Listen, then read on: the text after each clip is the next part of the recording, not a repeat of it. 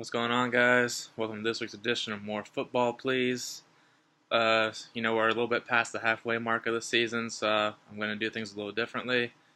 I'm going to pick out a player from each team that I've been impressed with, and a player that's been kind of a dud. Call it studs and duds. We're going to start off with Cody's team. Your stud is kind of no surprise to everyone, Devontae Freeman. No one saw this coming. He's a great player, but with the Falcons feeding him this much, I think that was the only thing that was holding a lot of people back from drafting him. And now that he's gotten all the touches and he's really established himself as a number one back, just ride him out. He's going to get you a shit ton of points this year. And your dud for me, I have to go Teddy Bridgewater because I thought that he was the clear number one quarterback on your roster. And he's been inconsistent. I think things will get better for him. He's obviously young, and he is a good quarterback. I still think he's the best one on your roster. But he's too inconsistent and probably not what you wanted out of him. For Trent, your stud is Michael Witoli, the linebacker from San Francisco. The past 3 weeks, he's been putting up crazy good numbers, and I think it's just going to continue, especially with San Francisco trying to fight just to even be relevant. That defense is going to start playing harder. I know Navarro Bowman's also picking it up too, so Watoli's going to help you out a good bit. He's a really good player. Your dud is kind of an obvious one too, Jeremy Hill. You drafted him super, super high. I think it might have been your first pick overall, and hasn't really been churning out anything. I believe that there's some backup running backs that have actually put up more fantasy points than him. But sky's the limit for him. He just, you got to get going at some point. It's just kind of disappointing to see Cincinnati doing this well and not really needing him. For Nico, a player that I've been really impressed with is Chris Ivory. I think every week he's putting up just great fantasy points. Except for, I believe, 1 week he just didn't play, and the other one he got hurt. But that's the only thing stopping him from being like a top 4 fantasy running back. And he'll probably finish in the top 5 if his style of play continues, which is great for you. And my dud for you is Randall Cobb. I know we started off the season on fire, but since then I don't think he's broken like 7 points. And with Jordy out, he is the number one target, but he should, be thriving with that, not really struggling like how he is. So right now he's my dud for you, but he's a good player. He's young, so he'll be all right. For Christian, my stud for you has been Larry Fitzgerald. This year he's just exploded. I don't think he's got a touchdown in the past couple weeks, but it will happen again. Carson Palmer's really slinging it out there, and Fitzgerald is benefiting a lot from it. My dud is super obvious too. Peyton Manning. It's the last year. We'll see old Peyton. And it's kind of sad to see him go out like this.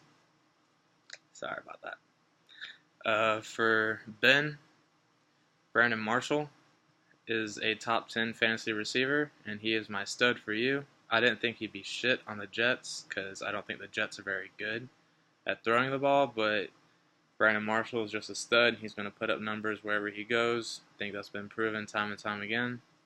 So keep on riding him out. My dud for you is Richard Sherman. And the only reason I say that is because you're not going to bench Sherman just because of like his potential to have a good game, but he just hasn't really had that great of a game. I don't know if it's because people just aren't throwing his way, but you can't bench a guy like that, and he's not really putting up good fantasy points, so it's just kind of like, it's a tough spot to be in. For Brendan, my stud for you is Stephon Anthony, the linebacker for the New Orleans Saints. Rookie out of Clemson, so of course you get him, but he's putting up really, really good numbers, and he's a rookie, so he's going to be in that linebacking core for you probably until you quit the league, which is great. And my dud for you is Roddy. It's his time. He's old. That's how it is. Dud. For Cameron, my stud for you is Chris Johnson.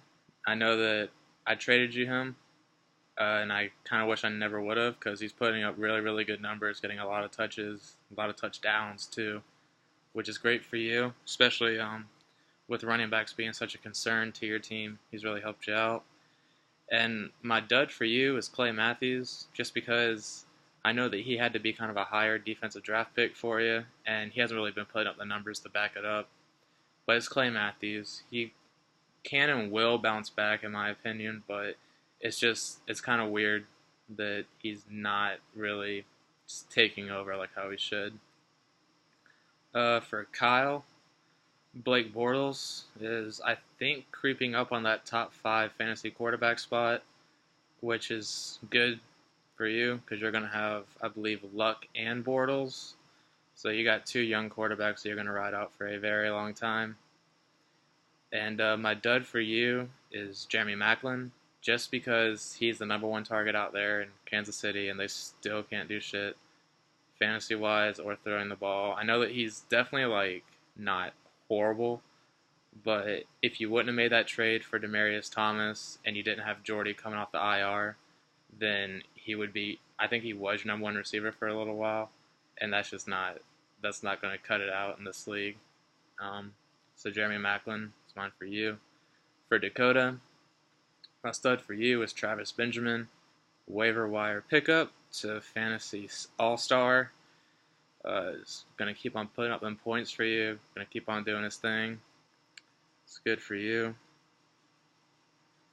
And obviously, the dud for you, Eddie Lacy, not getting in spacey, not getting those touchdowns for you.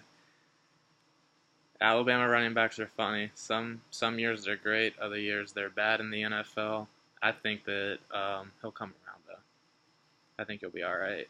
For myself, Gary Barnidge, got him in a trade from Cameron, and he's a number 2 fantasy scoring tight end and a really big help in my flex whenever I need him because I need it. And my dud, I could have went Carlos Hyde, but I still think he's a good player, just in a really bad situation. But my dud is Melvin Gordon. Cody just beat me to Todd Gurley, who I really wanted, so I kind of felt like I should take Gordon just to build for the future, and I think I just destroyed my past because Melvin Gordon sucks. For my predictions of the week, I have the team up north winning against the Abdullah Express. I have the Bold City Tigers beating the Silent Assassins. I have Taco Corp beating Team Opium.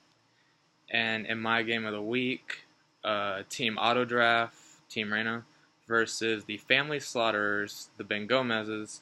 I have Team Reyna winning in the upset. He's streaking right now, and I think it's going to continue. Alright, guys. That's it. Go Falcons. Rise up. And basketball just started, so got a good time.